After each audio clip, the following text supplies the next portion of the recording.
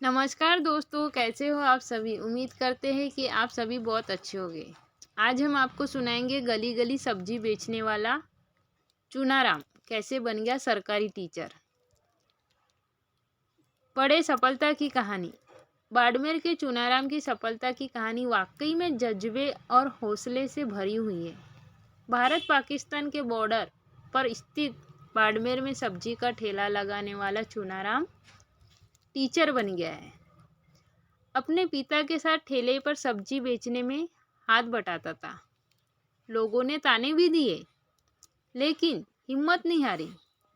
आज सरकारी टीचर बन गया है। चूनाराम अब राजस्थान प्रशासनिक सेवा में जाने का सपना संजाए हुए है।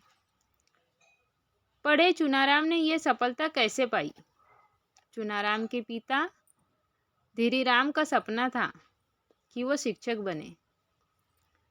बाड़मेर रीट परीक्षा का अंतिम परिणाम जारी होने के साथ ही बाड़मेर में जिले में उन होनारों के सफल होने के किस्से सामने आने लगे हैं जो हमेशा अपनी मेहनत पर विश्वास करते हैं।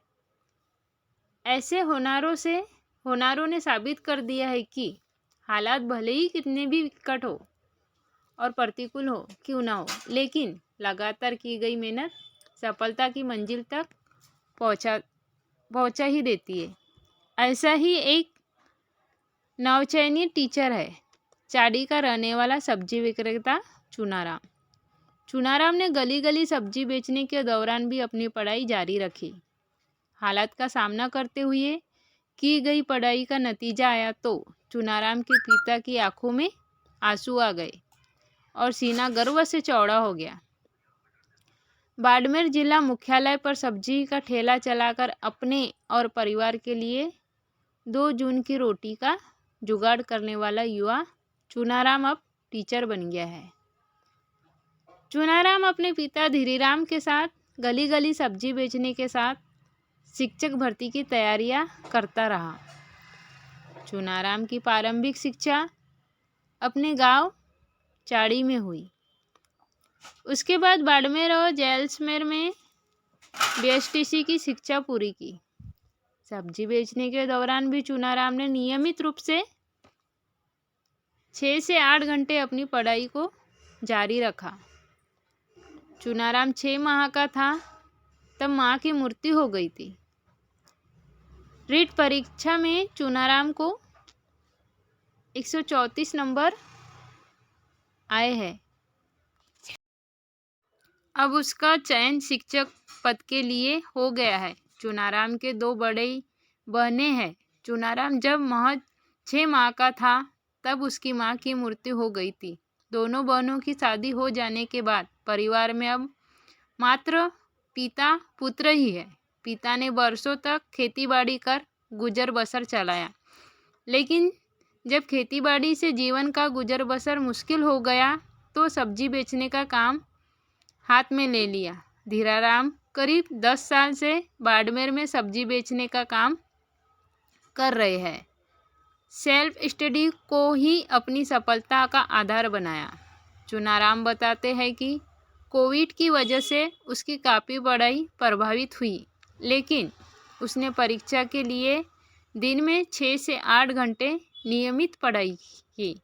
घर की स्थिति इतनी अच्छी नहीं थी कि वो कोई कोचिंग संस्था ज्वाइन कर सके, इसलिए सेल्फ स्टडी को ही उसने अपनी सफलता का आधार बनाए रखा।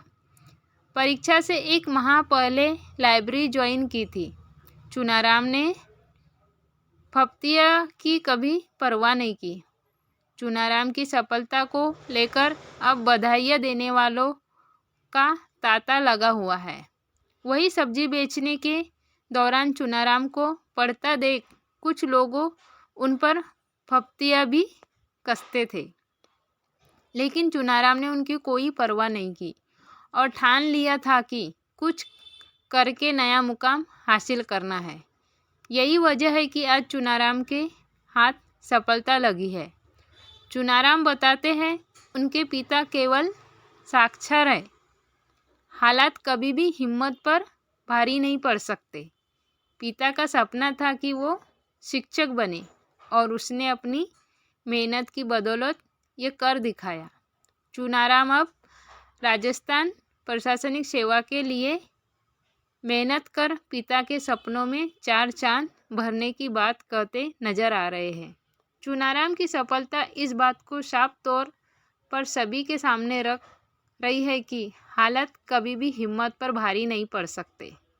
दोस्तों, उम्मीद करते हैं कि आप लोगों को ज़रूर पसंद आई होगी। अगर कहानी आप लोगों को पसंद आई हो तो लाइक ज़रूर करें और हमारे यूट्यूब चैनल को सब्सक्राइब ज़रूर करें ताकि हम आपको अच्छी अच्छी कहानी आप तक पहुंचा सके। धन्यवाद दोस्तों, बाय बाय। ऐसी अच्छी अच्छी कहानी सुनने के लिए हमारे चैनल को ज़रूर सब्सक्राइब कर दें।